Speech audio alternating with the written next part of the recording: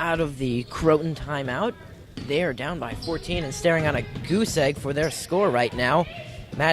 Casey Hamlin able to walk the tightrope, and what looked like a rejection coming from Ryan Noel was called a foul. And there's that trap defense, so deadly from the Bears. Their guards are just being able to get there so quickly and trap the guards even on Croton even before they even get over half court. Something that definitely can work out to Bracklow's advantage here today. Casey Hamlin good on her first from the line.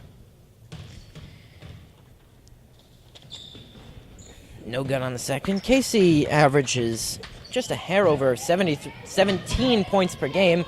She comes up with that steal, and the Bears could have run some offense, but a good intercept on the track back from Croton, and able to put the Tigers on the board is Grace Ryer.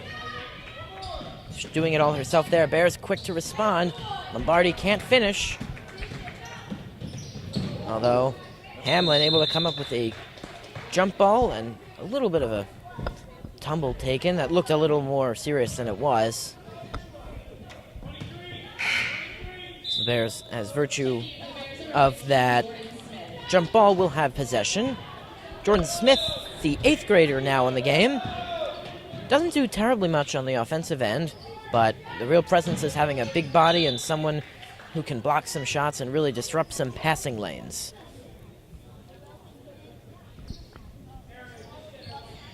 She averages just over 3 points a game, but 4 rebounds and 2.1 blocks a game. That's the big stat. Nobody else on the team is over 0.3 blocks a game, so clearly the stats tell the story with Jordan Smith.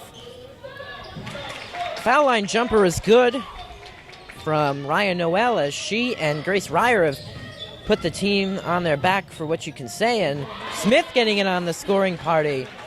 17-4, the Bears lead with hair over 3 minutes to go in the first quarter.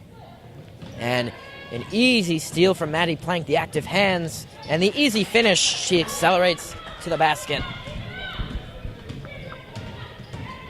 And now it's Noel. They need to get back in it. That was an air ball attempt, but a good save.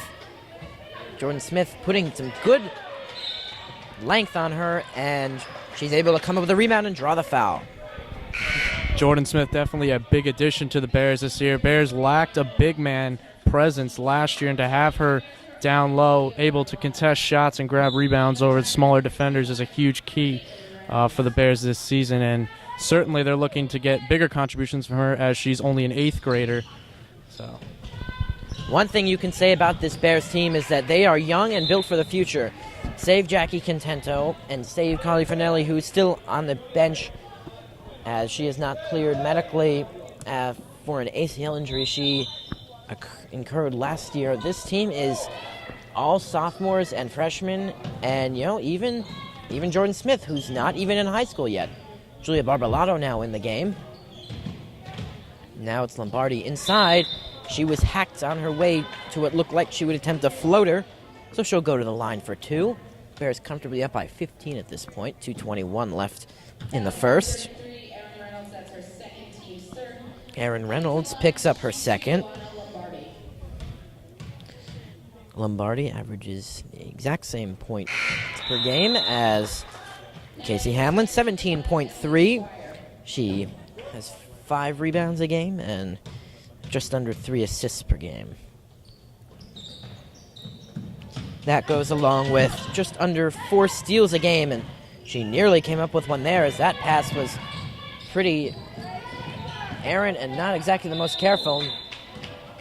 And that is a travel called, as Grace Ryer took about 20 steps on her way into the paint as she galloped by, and almost a foul if she hadn't traveled before that, but a little bit of the awareness wasn't there, and that pass a little too hot for Jordan Smith, and she could not walk the tightrope. Just under 2 minutes to go in the first. Utter domination by the Bears, which is nothing new. Now a 3 taken by Ryer. Not even close. And it will be Pryor Cliff ball out of bounds.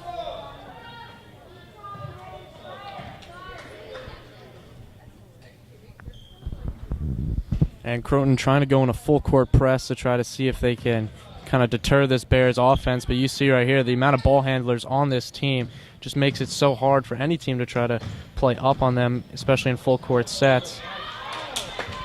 Julia Barbalato, everything but the finish, pulled a nice move, and I thought that was going to drop, but rims were not kind. And definitely a big thing for Coach Don Hamlin this year is the fact that he has a very deep bench. Although he doesn't have a lot of players off the bench, every player that comes off the bench is very talented and can definitely fit his system of aggressive basketball style of play. So, just really he's taking full advantage of that right now with Jordan Smith and Julia Barbalato in the game. And poke away from Casey Hamlin, and she will accelerate to get the Bears to 22 points. And they've limited Croton to just 4. The active hands, something you'll probably hear me say a lot today because they're just constantly there for the Bears as the baseline jumper is drained for Croton. Quickly the Bears are moving, and Casey Hamlin answers right back with a short floater. Yes, the Bears always looking to trap the opponent, and they will take advantage of any hanging pass, and they will typically convert it into points. That shot, not even close, only a little bit of backboard, and Jordan Smith couldn't quite slow herself down, but on the rebound, Maddie Plank cleans things up. There's that transition game. You see the Bears getting out, pushing the ball up the court, trying to put Croton in those very favorable, unfavorable 3-on-1, 2-on-1 scenarios where they can get guys down the court and score before Croton's able to really get back into their defense. And Julia Barbalato commits the first foul for the Bears today, which is a positive, as although they've killed some teams and really blown them out, they've had really foul trouble they can't have going forward. Another turnover and another Casey Hamlin basket. It's got to be the 3rd or 4th time that's happened this quarter. Last couple of minutes, actually. 10 seconds to go in the quarter. Croton gets one to fall. That's Caitlin Reynolds and the Bears with 3 seconds to go. Can Barbalato hoist one up? Too late. And the Bears will finish a dominant quarter up 28-8.